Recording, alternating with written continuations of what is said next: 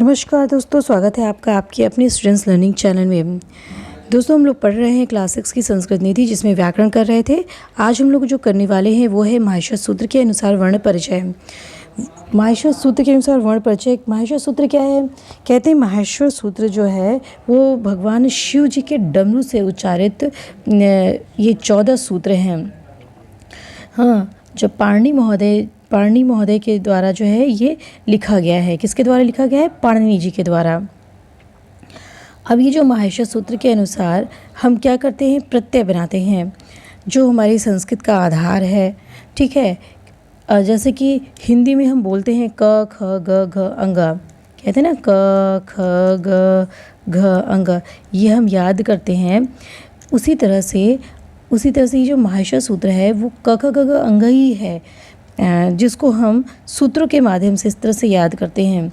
इसको याद करना बहुत ज़रूरी है। जब हम ये याद कर लेंगे तभी हम प्रत्याहार को समझ पाएंगे।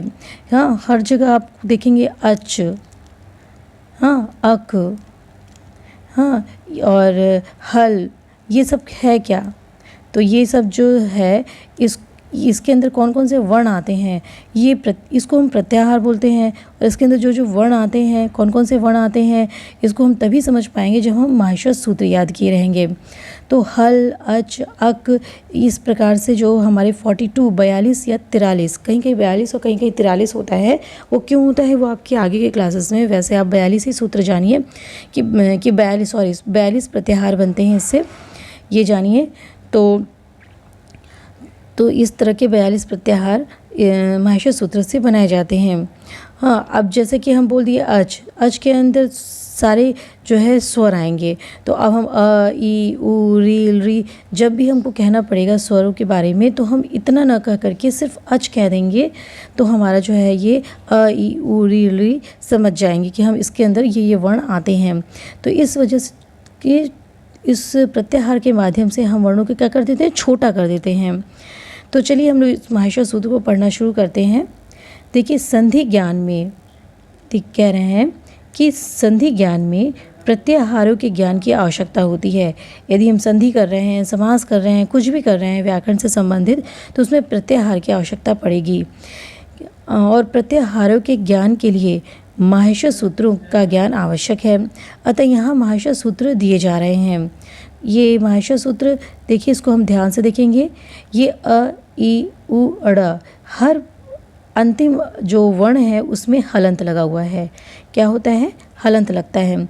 और इस हलंत की क्या हो जाती है? इत संज्ञा हो जाती है, लोप हो जाता है इसका। तो हम इस हलंत वाले वर्ण को प्रत्याहार में नहीं गिनते हैं। जब हम लोग प्रत्याहार ये वाला जब बनाएंगे तब समझेंगे।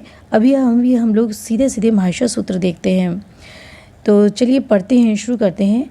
अ, ई, उ, ड़, री, क, ह, ए, ओंग, ह, य, व, अ, ई, उ, ड़, री, क, ए, ओंग, ऐ, औच। ठीक है, ये चौथा क्या है? ऐ, औच। फिर ह, य, व, र, ट, लड़, इय, म, अंग, ण, न, म, झ, भ, ञ, घ, ढ, ध, श, घ, ढ, ध, श, ज, ब, ग, ड, द, श, ख, फ, छ, ठ, थ, च, ट, त, व,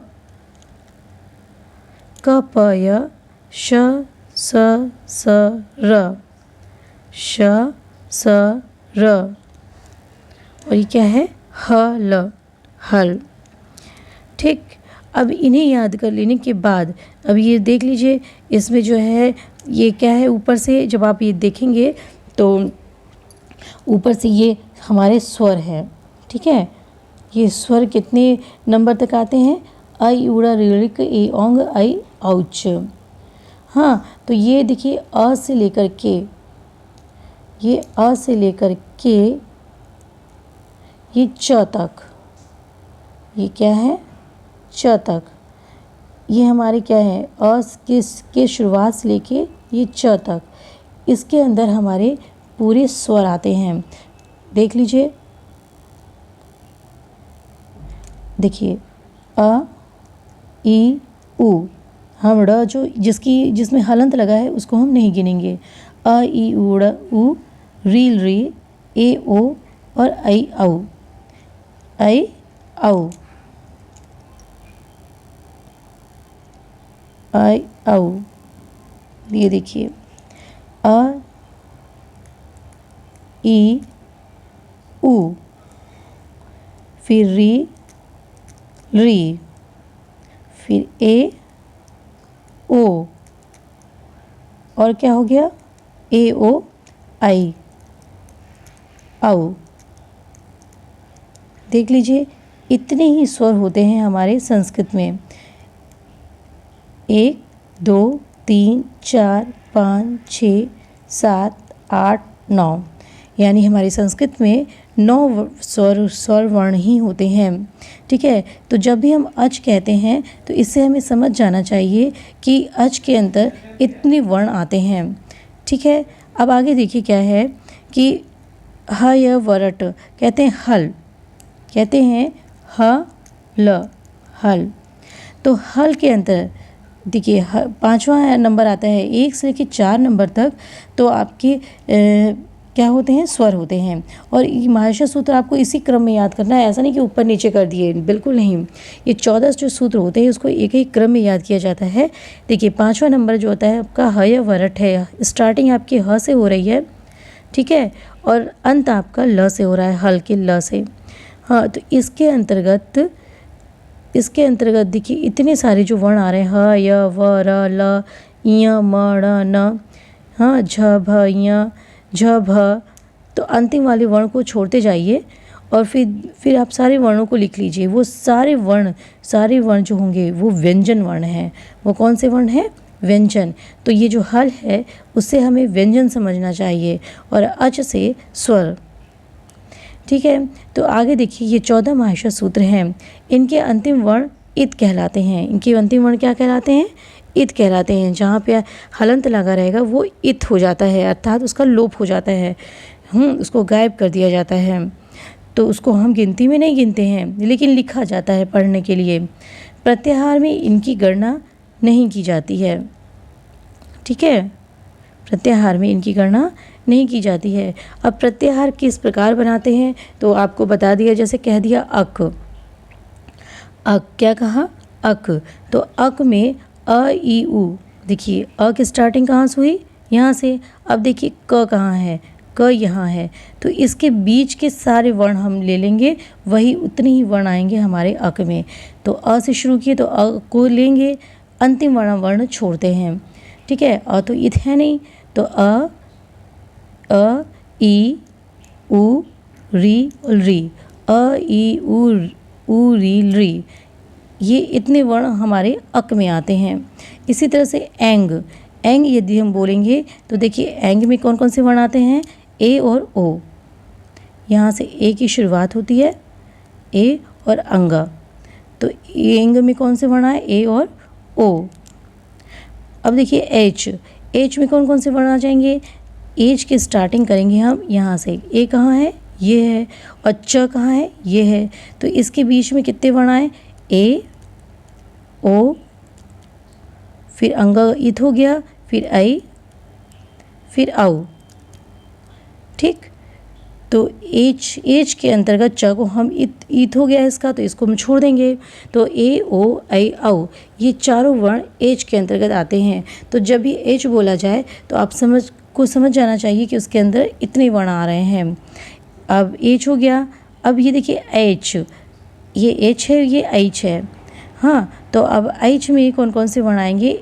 आई और औ।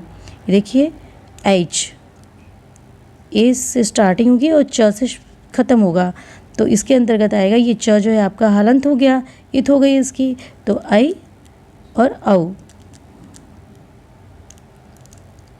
और आगे देखिए अच हमने आपको बताया ही कि इसमें पूरे आपके 9 स्वर आ जाएंगे अच में, अ ई उ री री ए ओ आई औ। जश प्रत्याहार, अब जश प्रत्याहार में देखिए ज कहाँ है? ज ये 10वें नंबर के स्टार्टिंग में है ज, और श कहाँ है? उसी में ये श है।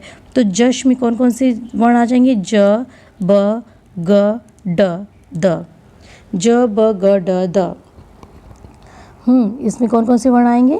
ज, ब, ग, ड, द। और आप गौर करेंगे तो ये प्रत्येक वर्ण का प्रत्येक वर्ग का तीसरा वर्ण है। जैसे क, ख, ग, ठीक, प्रत्येक वर्ग का कौन सा वर्ण है? ये तीसरा वर्ण है।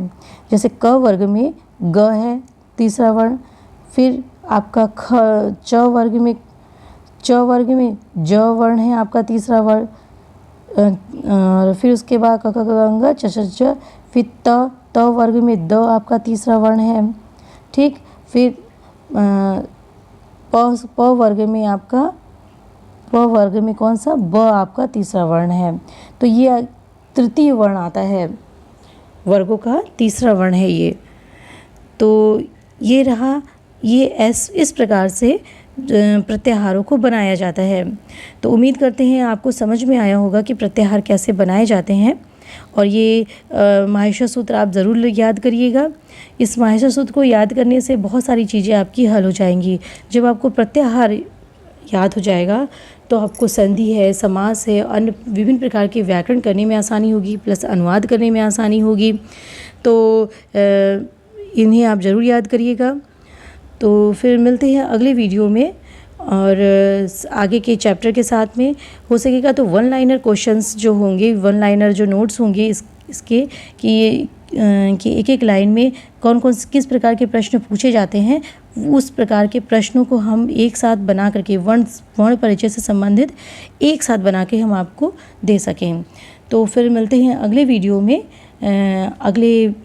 में, संधि वगैरह के साथ में और शायद आपके नोट्स के साथ में। तब तक के लिए नमस्कार।